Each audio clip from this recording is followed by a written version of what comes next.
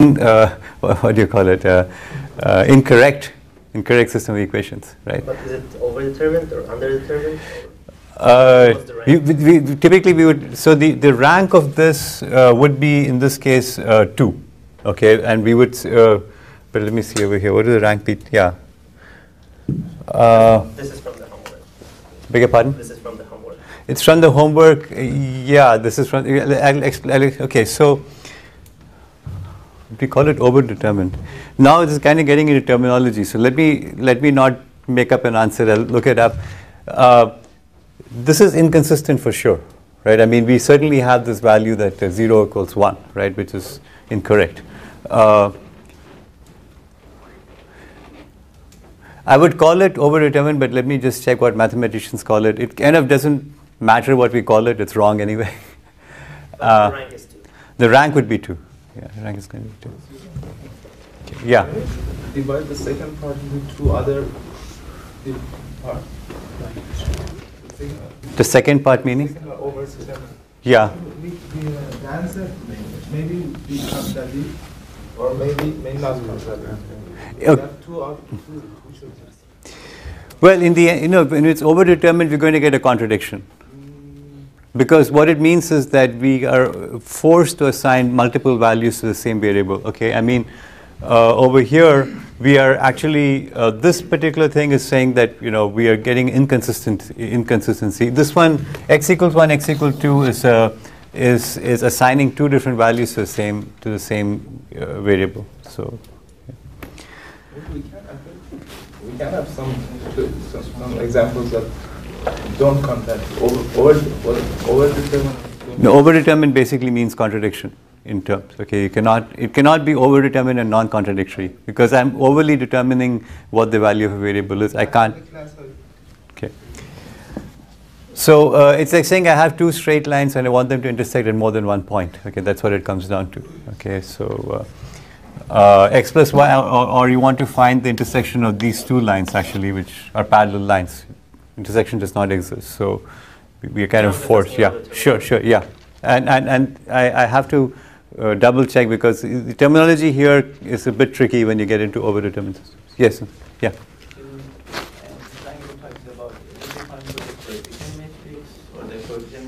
That's the yeah. So we typically talk about the rank of the coefficient matrix. Okay, but in that case, the rank of this system. Yeah, this one, if you look at just this system over here, this system is going to have a rank of 1, right? But we can talk about the rank of the coefficient matrix because the rank is not related to a square matrix. It can be, or it can be of any matrix. Basically, we're looking at the submatrices, okay, and but I'll come to submatrices and so on later on. I don't want to go ahead of myself. Right now, I just want to give you the intuitive notion of what rank is, which we can think of as being the number of linearly independent vectors in this set. So that's all I want to get to, and then we'll talk about the relationship. Yeah, it gets a bit complicated when you talk about rank of. Okay. So to determine the rank of a matrix, given a large matrix, is actually quite complicated. Okay, it turns out to be not a straightforward thing. So as far as we are concerned, which is, remember, we're going to go on the foothill and look at the mountain.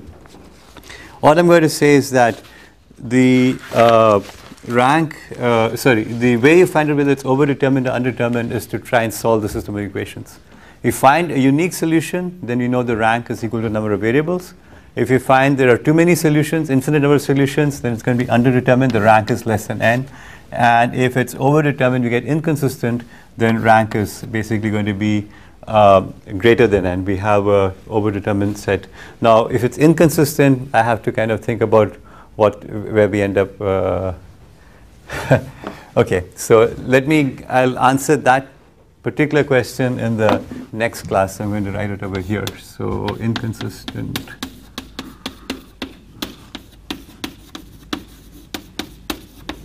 Okay. So, okay, any other questions about this? Okay. So as you can see, it gets a bit hairy once you start talking about these inconsistent equations and so on. Hopefully, we never end up with those. That's the case that we usually kind of don't go into. Okay, we're typically in the underdetermined case. That's when you do optimization, or we're in the unique case where we actually have a solution. Okay, if you're inconsistent, we just kind of say, well, that's not okay, and just move on. We don't, at least I don't spend too much time thinking about it. So, okay, so that was rank, and so the sort of intuitive notion of rank. So the solution of that basically, to find the rank of a matrix, we can either look for the number of the basis set of the vectors, or we can look for the solution of the equation. Okay, so I'm going to move on to determinants. Okay.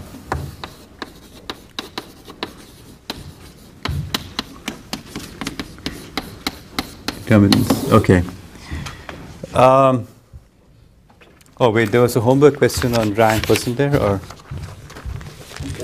there was one. Okay, so let me do that first.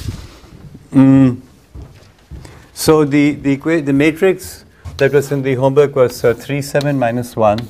This is the coefficient matrix. Like, it doesn't really matter what matrix it is. 6, 14, minus 3, 6, 14, minus 2. And if we basically multiply this by 2 and subtract it from here, we're going to get 3, 7, minus 1, 6, 14, minus 3, 0, 0, 0. So this one, okay, this cannot be the base. This cannot be part of a basis, okay? Obviously, because it's all zeros. So we're going to have just 2 equations left, and so the rank is going to be 2. Okay, that's the and you can't get from here to here, because when you multiply these out, this becomes minus 2, and you're not going to get minus 3 ever. So the rank is 2 for this. And that was the question: is it, what is the rank? There are no solutions. Yeah, but well, remember I just told you this is the coefficient. This is coefficient matrix. Oh, okay. I just said, what's the rank of this matrix? The rank of the matrix is 2. So at least that doesn't expose me to any terminology issues. Okay. All right, good. So we did that. Now we can go to determinants. I have to say, yeah. Sorry, can you write just this x plus y equals 2, and I just want to show an example of I think. Okay, x plus y equals 2. Plus equals 2, 2x plus 3y equals 5. What's 5? Plus y equals 4. Okay. So, what's the rank of this? What is the rank of this? Okay. So, okay, so we can talk about the 2 matrices here. Okay, one is the rank of the coefficient matrix, one is the rank of what's called the coefficient plus the constant matrix. So there are 2 different matrices involved over here. One matrix is this: 1, 1, 2, 3, 1, 1. Beg your pardon? Third one is 3x. Oh, 3x plus y. This is one matrix. The other matrix also includes a coefficient. So 1, 1, 2, 2, 3, 5, and then 3, 1, 4. These are the 2 matrices, okay? When you're using Gaussian elimination, we work with this matrix over here, okay? Now we want to find out the rank of, so which matrix are you talking about? This one or this one? This one. What is the rank of this matrix over here? So let's see if we remember, we can, so we want to find the number of, let's go from first principles. We want to find the number of linearly independent things. So the number of linearly independent vectors does not change if I'm going to add and subtract vectors, because it's a linear combination, right? So I can always do these row operations over here. So basically this is the same as 2, 0, 2. Okay? And then what else can I do over here? I guess I can subtract this. So, okay, I can get, let's see, I'm not thinking, let's see, I'm going to try and eliminate here from, so this is, so I can get 2 minus 2 is 0, 3 minus 2 is 1, and 0, 1, 1. Okay, I'm trying to see if I can get rid of that over there. Let's see. Okay, if I subtract these 2 out, I get 1 minus 0, 1 minus 1, so that's 1, that's 0, 1. I'm trying to get as many zeros as I possibly can, because those are definitely going to be independent, and these two are the same, 2, 0, 2, 1, 0, 1, so I get 0, 0, 0, right? Now, I can't get from here to here because I have a 0 here and I have 1 there, so the rank of this is going to be 2, right? Because this cannot be the part of any linear independent basis, it's all zeros by definition, so the rank is 2. Yeah. Okay. All right, so determinants. Determinants are a pain in the neck. They're really no fun at all. And I'm going to subject you to them for the next half hour with a little break in between. So just bear with me. So the first thing is a determinant is a scalar. Okay. And it arises from doing a particular computation on a matrix, and okay, and it's basically going to tell you it's for a square matrix.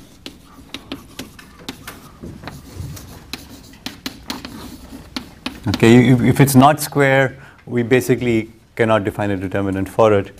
Okay, if you can determine, if you can compute the determinant of a matrix, we can use it for some really cool stuff.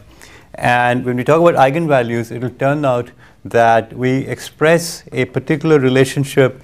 To understand that, you have to understand determinants. So that's why I'm doing determinants. Okay, so let me first start with some terminology. Okay, so let's say I have a matrix that I represent like this. So it's A11. Remember, it's squared, so A1n. It's going to be ANN. The determinant is written like this: A11, so all the way to ANN. And so it has these vertical lines around it. And that's the representation. And remember, it's a scalar. Okay, so this is a scalar. Okay, that's the first thing you need to remember.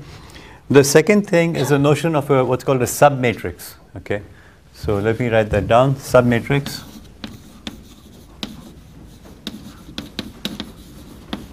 Okay, so first let me show you what I'm doing, and then I'll explain what it is. So let's just have A11, A12, A13, A21.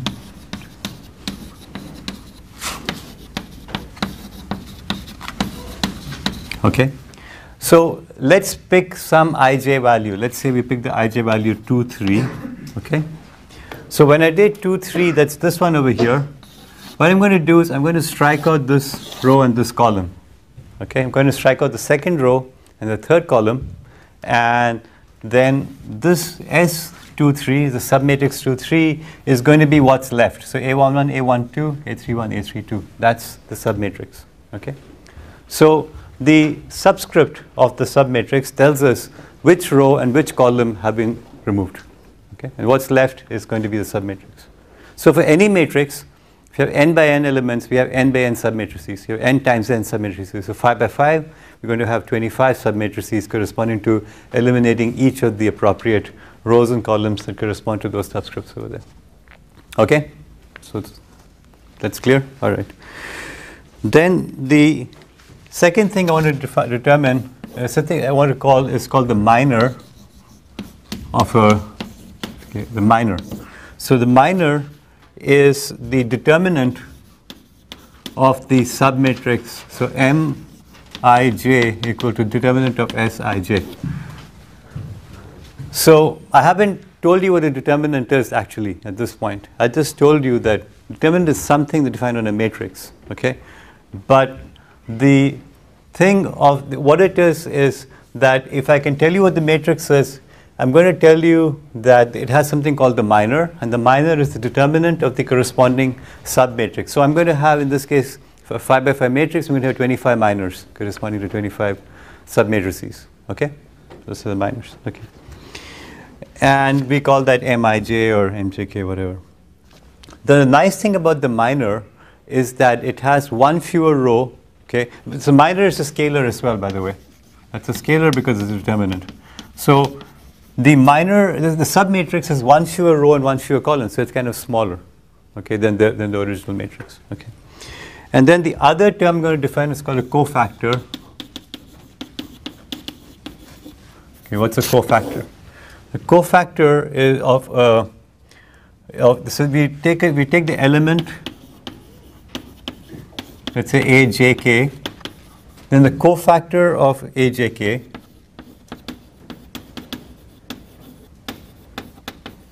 is defined to be, is called CJK, and it's defined to be minus 1 to the j plus k mjk. Okay, so what do I mean by this? I pick an element, let's say A23, okay, and I want to compute its cofactor. So what's the cofactor? First, I need to determine the minor of 2, 3. What's the minor of 2, 3? It's the determinant of the submatrix 2, 3. So I take the submatrix, which is these 4 elements, okay, and then I compute the determinant of that, okay, determinant of S2, 3. That's going to be, I'm going to compute that determinant. I'm going to multiply that by minus 1 to the power j plus k. So it's 2, 3, 2 plus 3 is 5, minus 1 to the 5 is minus 1. Okay, what we're really doing with j plus k is that we're actually going to set up this product. So 1 plus 1 is 2, so it's going to be 1, minus 1, minus 1, 1, etc. So it's going to be 1, minus 1. So every row and column is going to have sort of this alternating plus 1, minus 1, like a patchwork, like a quilt. You know, you're going to have this cross pattern of 1s and minus 1s. That's what this is setting up over here. So you're going to multiply, the cofactor is going to have a term which is some minus 1 to j plus k multiplied by the minor, which is a scalar. Okay, and then finally I can tell you what the determinant is, because I haven't told you that yet. So I put all that over there because now I can tell you what the determinant is. Finally, the determinant D of a matrix is basically some, I'll just do j equal to 1 to n aij cij, okay, which is basically saying that we are going to choose an arbitrary row I in this case, okay, because I is not part of the summation. So this is for row I, and you can similarly do any column j as well, but for this determinant expanded by row I. So what am I saying? Let's just take a look at this. Let's say that I equals 2, which means I'm focusing on this row. Okay, so what is j going over? So ij, right? So j is 1, so I'm going to have 2, 1, 2, 2, 2, 3 in the summation. So I'm looking at A21, A22, A23 multiplied by Cij, C21, C22, C23, and I'm going to sum them up. And that's going to give me some number which is going to be the determinant D. Okay? All right, what is C21? Let's expand that. C21 is basically going to be minus 1 to the 3, okay, M21. C22 is going to be minus 1 to the 4, minus 1 to the 4, M22. And then C23 is going to be minus 1 to the 5, M23. Let's say unpack M21 again. This is like going deeper into procedure call, you know, going further and further down. M21 is going to be determinant of submatrix 2, 1. This is going to be determinant of submatrix 2, 2. This is going to be determinant of submatrix 2, 3. Okay, so this is a determinant. And so what I have is, I have a recursion. I have this determinant is expressed as the sum of 3 determinants from the 3 appropriate submatrices, okay, 2, 1, 2, 2, 2, 3. So what do I do for 2, 1, 2, 2, 3? I'm going to expand again, okay, until I come to a simple 2 by 2 matrix, okay. The 2 by 2 matrix, I can define the determinant sort of from first principle. I'll just define it. I'll say the determinant of a matrix A11, A12, A21, A22 is defined to be A11, A22 minus A21, A12, which is basically these two minus those two. Okay? I'll just define it that way. It makes life. You can go all the way down to the bottom, but it's easier to think about it from the 2 by 2 perspective. So this is what it is. And that is the determinant of the matrix. Okay, so what am I going to doing over here? I was going to find the determinant. Let me try and do the determinant for the homework problem, since we may as well do that. Okay. So here's the matrix that I had: 3, 7, minus 1, 6, 14, minus 3, 6, 14, minus 2. Now, there are ways, there are tricks, if you will, using properties of determinants that will allow us to solve this, but I'm not going to do that. I'm actually going to do it the dumb way, just to show you how to do it. So I'm going to expand this by this row over here. So what does it say? It says, okay, let's start with, this is going to be 3 times, okay, minus 1 to the power 1 plus 1 times the minor, which is the determinant of, okay, what is the submatrix when I remove these, this row in this column? It's 14 minus 3, 14 minus 2, okay, plus 6 times minus 1 to the 1 plus 2 times determinant of. What happens when you eliminate this row, sorry, this row in this column? You get 6 times minus, get 6 minus 3, 6 minus 2. Oh, sorry, am I doing this properly? Sorry, 14 minus 2, oops. This, oh yeah, yeah, 7 times, run column 2, yeah, plus minus 1 times minus 1 to the 1 plus 3 determinant of 6, 14, 6, 14, 6, 14, 6, 14, okay? So do you see how I got those steps? Because that's actually the important part over here. How I got the aij, this is the I minus 1 to the I plus j, this is the determinant of the submatrix, which corresponds to the minor. So I have this, and then this whole thing is a cofactor, so we can call this over here is the minor, and this whole thing over here is the cofactor. And the reason why they call minor and cofactor should now become clear. Minor means it's smaller than the original determinant, so that's why it's minor, and the cofactor is the factor that multiplies the element ij, so it's a cofactor of the element. And if we do this, I use this equation over here, okay, this is, let's just replace that, so it's 14 times minus 3 minus 14 times minus 2, so it's going to be 14 times minus 1, so it's minus 14, and then this is 6 times minus 2 minus 6 times minus 3 is going to be 6 times 1, and this basically is 0.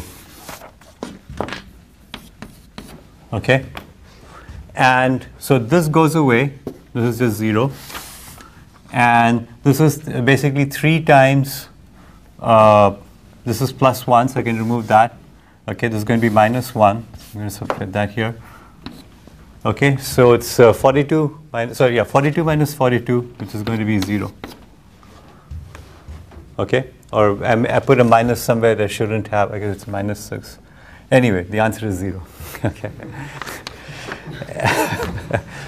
I must have missed something. Maybe it's plus 14 over here or something like that. I don't know what it is. Okay, but if you got 0, you're right. Okay.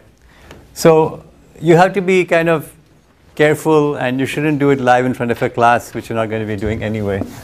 But that's what. So hopefully by this time you understand how this works. So I can erase that, and what a minor is exactly, and what a cofactor is, and what these minus 1 stuff does. Okay, so that's the determinant. Now I haven't told you why it's useful or what it is for, etc., but at least you know what a determinant is.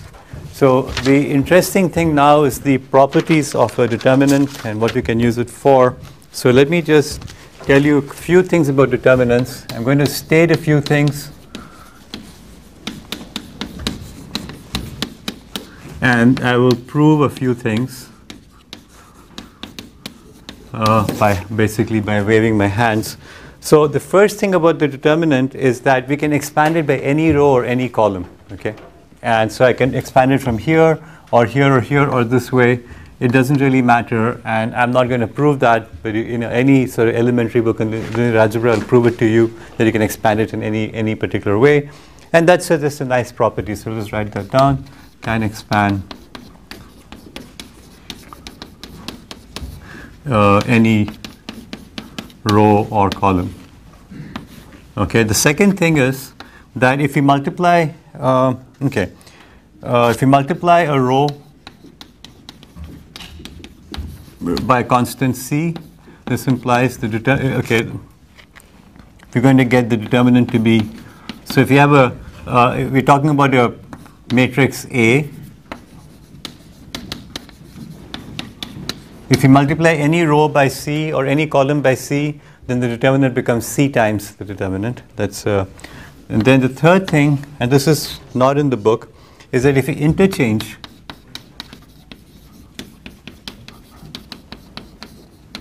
any two rows, and whatever I say for rows is going to be true for columns as well, implies we get minus the determinant of A. So by changing any two rows, we get the determinant to be the negative sign. Remember, it's a scalar, so it's going to be minus. And the corollary of this is that if any two rows are the same, then the determinant is going to be 0. Why? Is because I can interchange the two, right? When I interchange the two, I get negative determinant, but it's the same as what it was originally, so it's got to be 0. The only number which doesn't change its value when you make it negative is 0, so it's got to be that if two rows are the same, then it's going to be a 0 determinant. And then the very important thing, a square matrix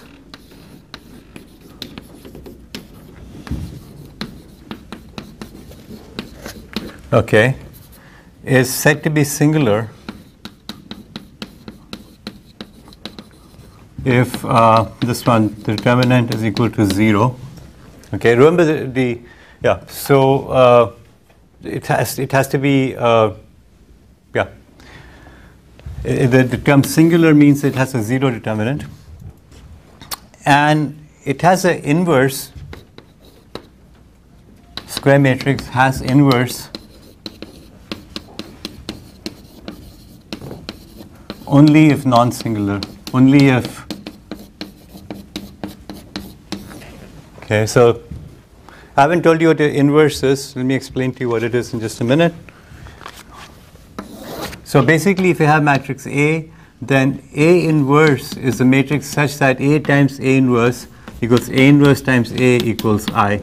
This is for square matrix A.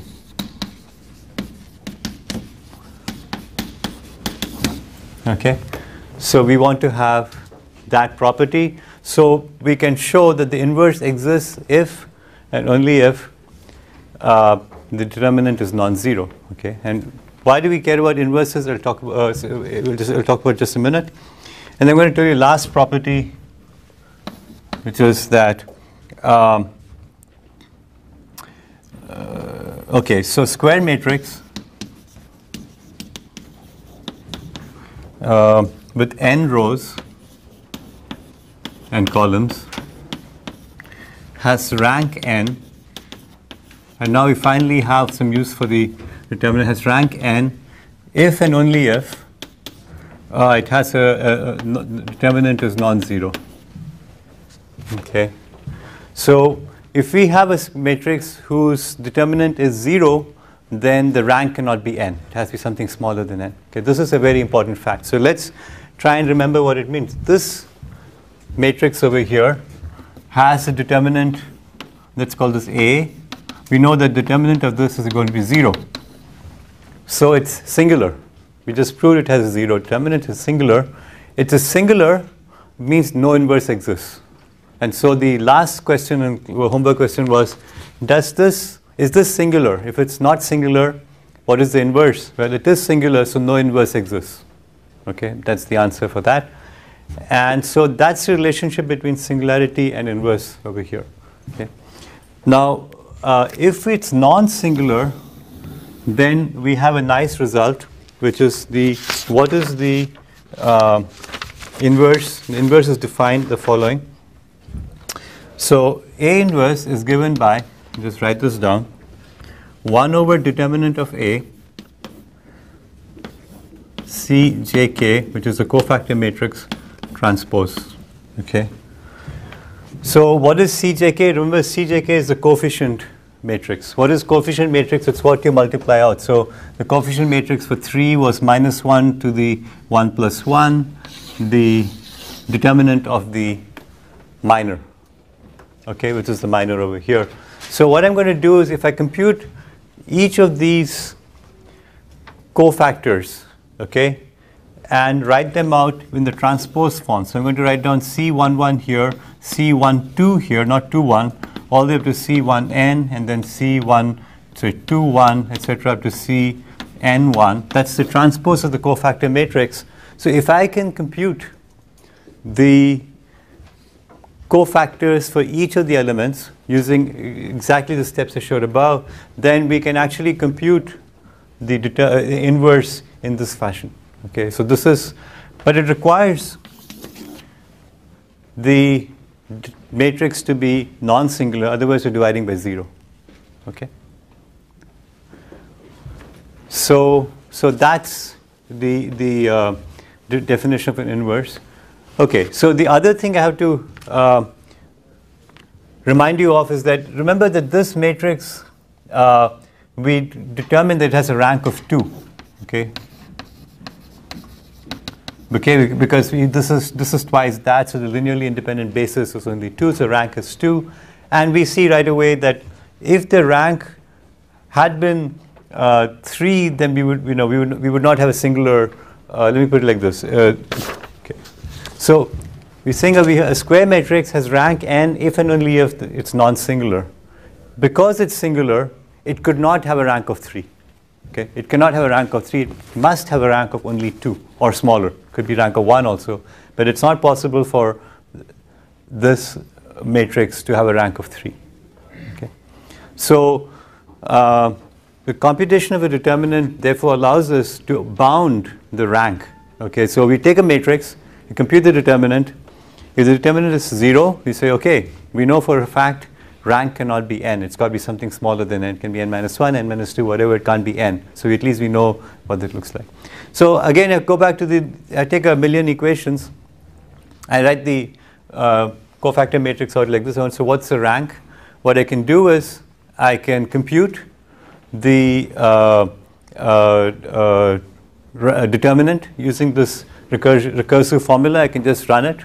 At the end, answer is going to be 0 or non-zero. The answer is 0. I say, okay, rank is not going to be n. I know that. Okay, so that's good. Okay, the last thing, and then I think I really have to stop, is this thing called Kramer's rule. And it's, again, once you have all this machinery, it's easy to state. And basically says that if you have n, so this is Kramer's theorem. Kramer's rule or Kramer's theorem, both are used. It says that if I have n linear equations in n variables, so it's n equations in n variables, okay, and it has a non-zero, non-zero determinant of the coefficient matrix. Okay, of the coefficient matrix A. So I'm going to write this down as A x equals B. That's the standard form. So, which means that determinant A is not equal to 0. I'm now going to tell you how to find out the value of each variable x sub I. Okay, x sub I is given by basically d sub I by d. Right. So this is by A, where d sub I is basically the matrix A, where the ith column has been replaced with B. Okay, so this whole thing is A. Okay, so I'm taking the matrix A, and I have this coefficient matrix B. I just drop in that column vector into the ith position, and I compute the determinant. Okay, and divided by the determinant of A, and magically that's going to be the value of x bar. So I don't need to do all this Gaussian elimination and all this other stuff. I simply compute the determinant, and I compute another determinant, which is the determinant of this matrix with the column B dropped in, and I get the value of xi. Okay, looks nice. You say, oh, great. Who needs Gaussian elimination? Well, the problem is computing this is quite complicated. It's this whole recursive thing, right? And so is that. So we have two big recursive computations, and it turns out Gaussian elimination is a far easier thing to do than to do this. So Kramer's rule is nice when you see it, oh, this is really cool, but in fact, it doesn't really help you in practice. Okay, so I'm going to stop with that. So what we've covered today is basically determinants, terminology, properties, Kramer's theorem, matrix inverse. And next class, I'll go into transformations and eigenvalues and eigenvectors. So that is where all the fun starts in the next class.